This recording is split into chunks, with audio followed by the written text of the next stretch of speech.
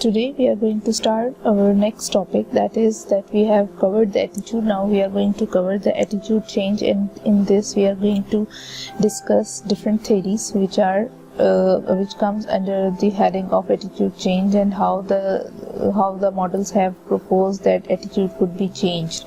Before that we have discussed the attitude formation. When we discuss the theories, different theories, there are four important theories which cannot be avoided when we are discussing the attitude change, and these theories have been started very long ago. And the first theory which we are going to discuss is consistency theory. In the consistency theory, you might get the idea that the consistency is that when the person wants to achieve some sort of balance or consistency among different things. So in consistency theories, there are multiple theories which are going to be covered over here, and one of these theory is going to be balance theory, which was the starter of these theories as well. In the consistency, when we are discussing, the person needs and the individual wants to have the consistency between his attitudes, behaviors, and these attitudes and behaviors used to have some impact on the cognitions of the person as well. So the lack of consistency among his attitudes and behavior is going to lead towards some sort of discomfort and imbalance and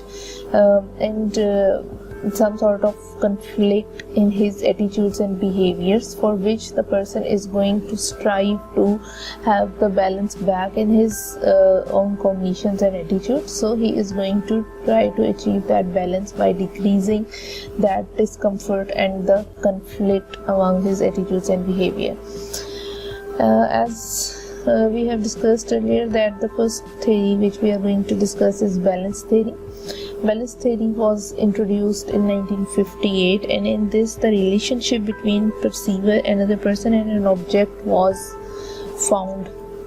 And this was the first theory in line in the consistency theory.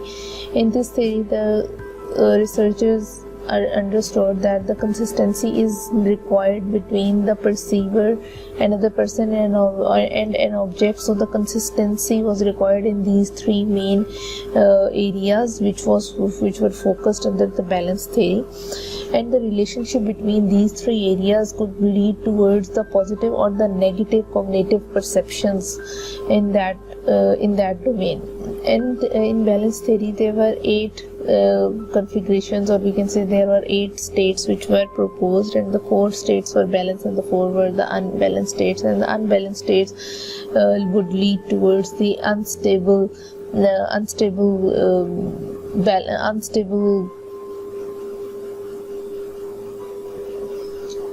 and these and among these 8 possible states, there are 4 balanced and 4 unbalanced, as we have discussed. So the unbalanced states are going to lead the person towards the unstable state as well. Under these conditions, perceiver attempts to restore balance, and he is going to strive towards maintaining the balance again. And we can have the example in the balance theory that if your best friend says that they like the music you like as well, then this is going to create a balanced state. And if that best friend of yours says that they don't like the band you like, then that is going to show his dislikeness towards what you like. So this is going to create an uncomfortable tension in the unstable state in the person. So when we are discussing affective cognitive consistency theory under consistency theories, we can say that it was proposed by Rosenberg, and in this theory, the relationship between the attitudes and belief is going to be emphasized. As we have discussed before in the last theory as well, the consistency was the main goal to be achieved by the individual. So the same is going to occur over here, because all the consistency theory work towards some sort of consistency. Under this, the relationship between the attitude and belief is going to be the major focus for an individual according to this theory. Whenever there is going to be instability, or there are going to be unstable attitudes and the knowledge, then this inconsistency is going to lead the person towards some sort of discomfort and the conflict for which the person is going to strive for, and they want to return towards the balanced state, or we can say the consistency of the affective and cognitive states. When we are talking about the discrepancy between the attitude and knowledge, we can share the example. For example, if a person thinks that violence is not justified, and he has learned through his knowledge of that culture or that society, then that is his knowledge which is saying that. But his attitude towards violence is that he likes violence, and he used to be involved in such activities, and he used to observe such things, and he was interested in such activities as well. So the attitude and knowledge, there is inconsistencies. The same goes with the drugs and the smoking habits as well. The person knows the hazards of the smoking or the drug abuse and use.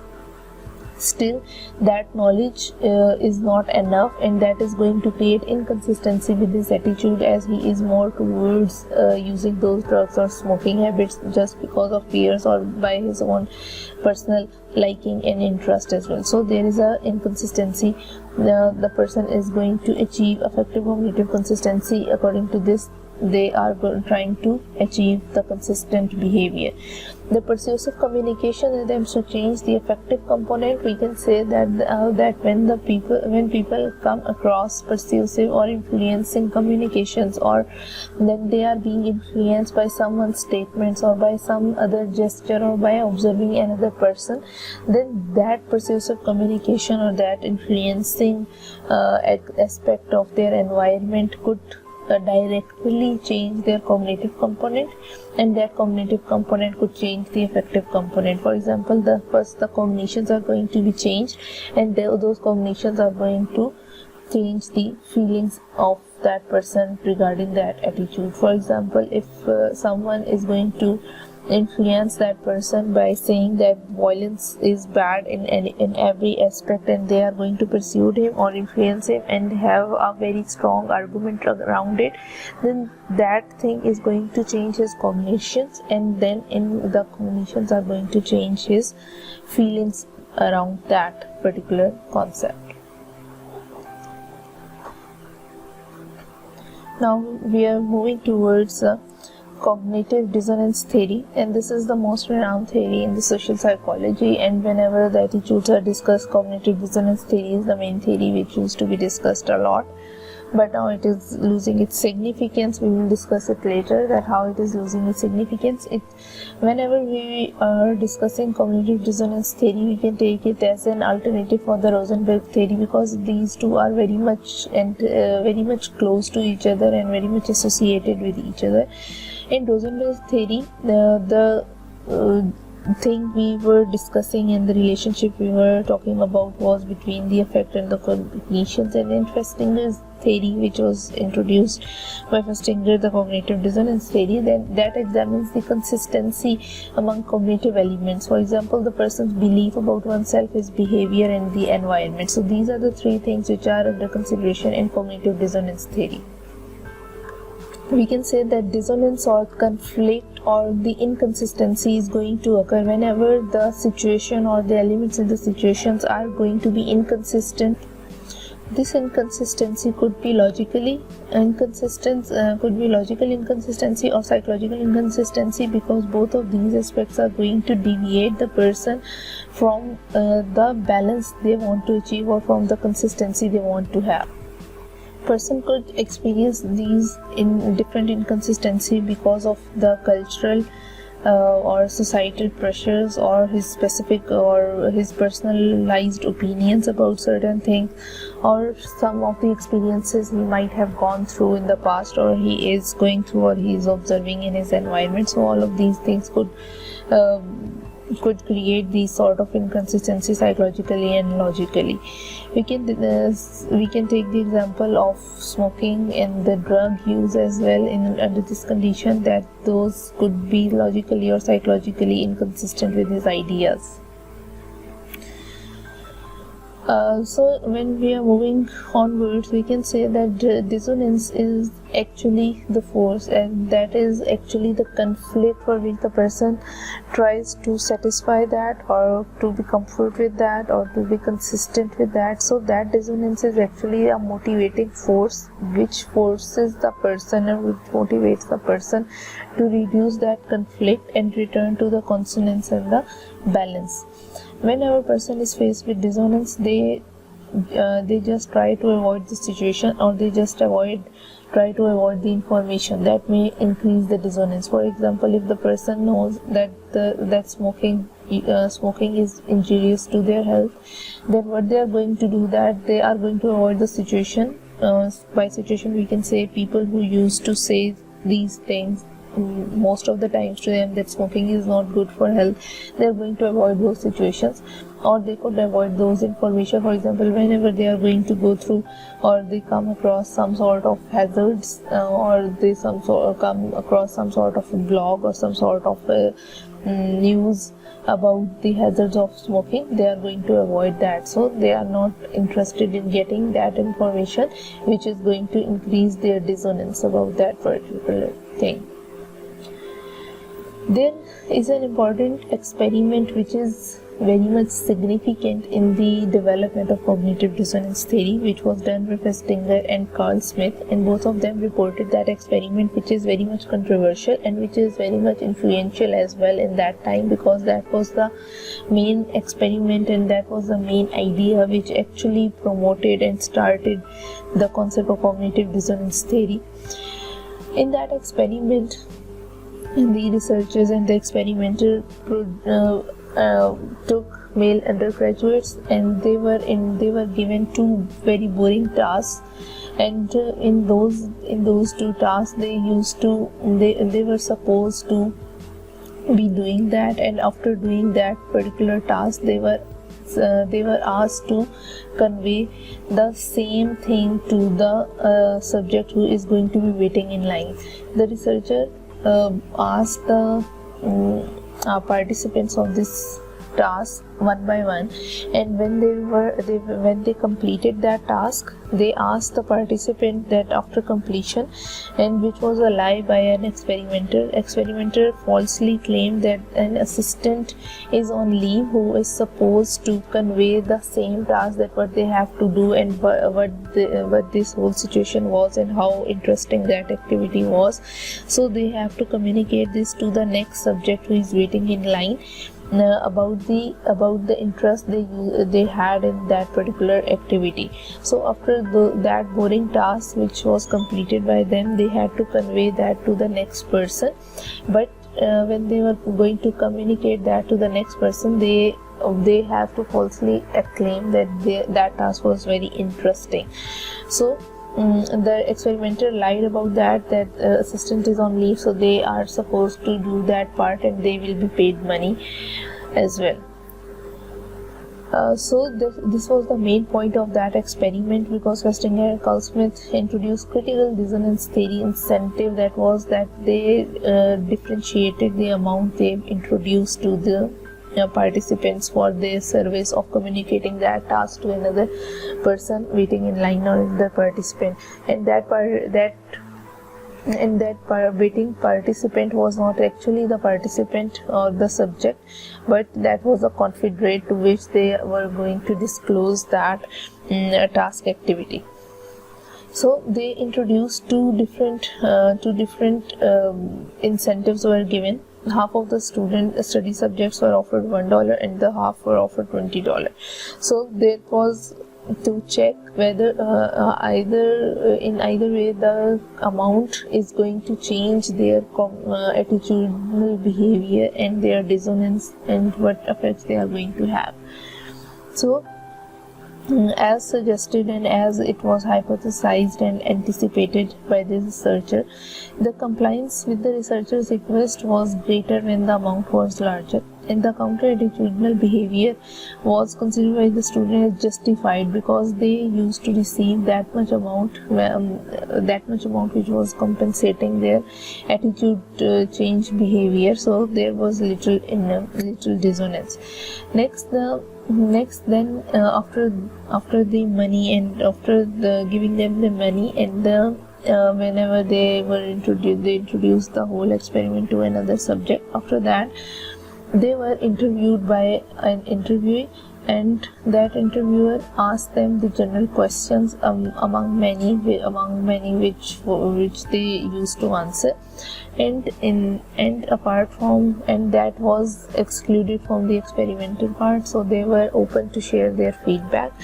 So interviewer asked them about how interesting and enjoyable the experiment was. So subjects who were offered $1 for praising the experiment evaluated the task significantly more favorably than did the subjects who were offered $20.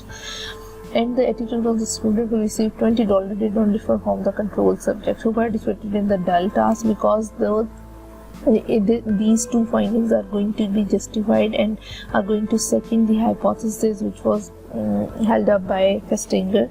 So this confirmed his prediction that as the amount was increased, the dissonance stayed there, and as much the amount was reduced as they received $1, so there was nothing much that they were earning. So their actions and the reality both were in opposite, or both were not consistent. So they reduced the people who received $1, they try to reduce that dissonance and conflict.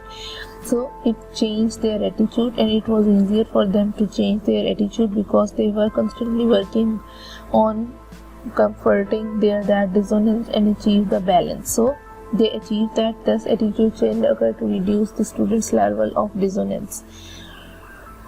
Then there are, when we discuss and we conclude consistency theories, there are criticism as well that which says that there are too many theories which have been introduced on consistency theory. It would be great if they have consolidated or collectively proposed something, so they could have more strengthful perspective on the model which could be proposed.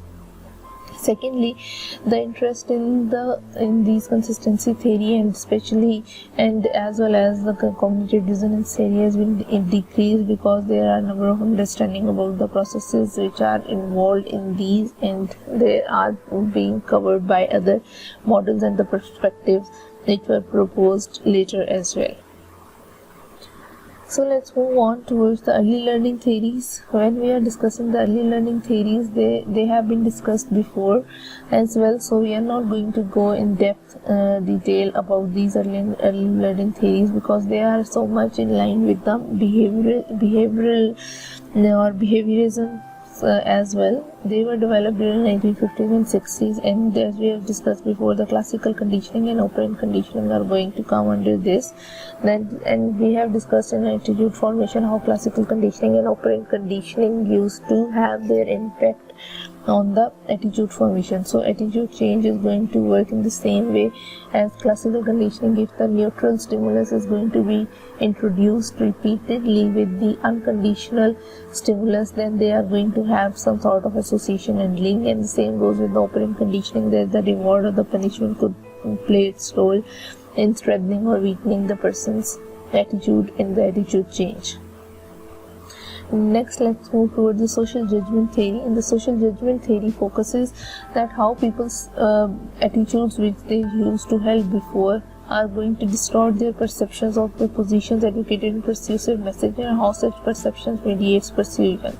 This theory, in simple words, assumes that the person's own attitudes are going to serve as a judgment criteria or as a standard for their them on which they are going to assess their present we can say present judgment or present attitude, and that is going to lie on a continuum, that how much satisfied they are going to be with their own attitudes and with their own opinions, and how they are going to apply that. So when we are going to apply the principle of judgment on this judgment, then that is going to be called the social judgment theory, because in this a person's own attitudes and opinions are going to be held, and they are going to be compared with his present as well. As it was introduced by Sharif and his colleague, the individual's initial attitude serves as an anchor. They are going to provide you the point of reference as well. The opinions which are going to be evaluated against that point of reference, for example, a person used to hold some sort of belief. For example, they hold the belief that if we talk about the American culture, that black Americans are more violent, so that is his opinion. So that is a reference point of reference as well, which he used to hold since before, and that opinion is going to be evaluated against this point of reference. placed on the attitudinal continuum. So you can see in the diagram as well, there is a continuum, and the individual's own opinions are on the acceptance side. For example, they can think if the current situation also provide the avenues or the things or the information about that the Black Americans are more violent, so that is going to be his own opinion, which is the point of reference, and the current situation is proposing that as well. So that is under the acceptance continuum of acceptance, and those opinions which are most objectionable are going to be placed under the rejection. For example, if they come across the information that Black Americans are not that much violent, so that is going to be placed under the rejection because their point of reference didn't say the same thing. So when we talk about the non-commitment, that is going to be that they are unable to accept or reject that judgment, so that is going to lie over there. So when we can say that whenever there is greater the difference between the initial opinion and the communicated opinion, the greater the attitude change will be, because his initial opinion and the communicated opinion, if there is a difference, so they are going to cover up that difference. That's why the change in the attitude is going to take place. Now some change is possible when opinions fall in the rejection side as well, because that the discrepancy could also lead towards attitude change, but the degree of change is going to be very much low or very much decreased in the magnitude. Now let's come towards the functional theories. When we are discussing the functional theories, as its name says, that it is going to be towards it is going to discuss some sort of functions which are going to be played by the attitudes. The attitudes, when we are discussing attitude change, the purpose of attitudes is identifying characteristics of the functional theory and serve different functions for different individuals. For example, the certain situations or certain attitudes used to help you in some situations, and they are not going to help you in some other situations, even though the person is going to be same, but the situations are different, so they are going to function differently. For example, your one attitude is healthy in one situation, but your same attitude is not going to be healthy in another situation. So that is true for even one individual and for different individuals as well. When we are discussing the functional theory, it says that the persuasion or the influence is going to lead towards the functional basis of the attitude one try to change. And Katz proposed there are 4 distinct personality functions which are being served and each person used to strive for these functions which attitude used to serve when they are going to change certain attitudes.